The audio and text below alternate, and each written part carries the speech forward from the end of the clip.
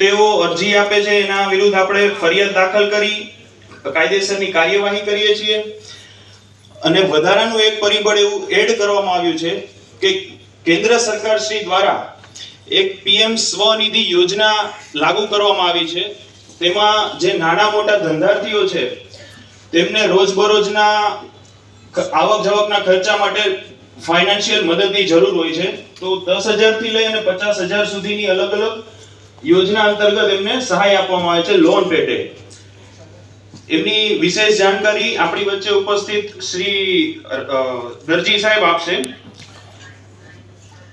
હાલ હું DCP zone 5 સાહેબને વિનંતી કરીશ કે તેઓ સ્વાગત પ્રવચન આપવા માટે અત્રે ઉપસ્થિત થાય.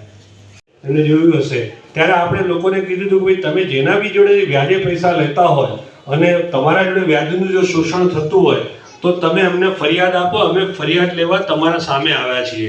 એટલે અમે અત્યારે ફરિયાદીને સામેથી બોલાવી અને વ્યાજ આધારિત ફરિયાદ લઈ, જેના જોડે બી પુરાવા છે વ્યાજના એની ફરિયાદ આજે પણ અહીં અત્યારે ઝોન 5 ના 8 પોલીસ સ્ટેશનના કાઉન્ટર લાગેલા છે. એટલે રાત સુધી રહેવાના છે. જે પણ કોઈ નગરજનોને વ્યાજ રિલેટેડ ફરિયાદ હોય તો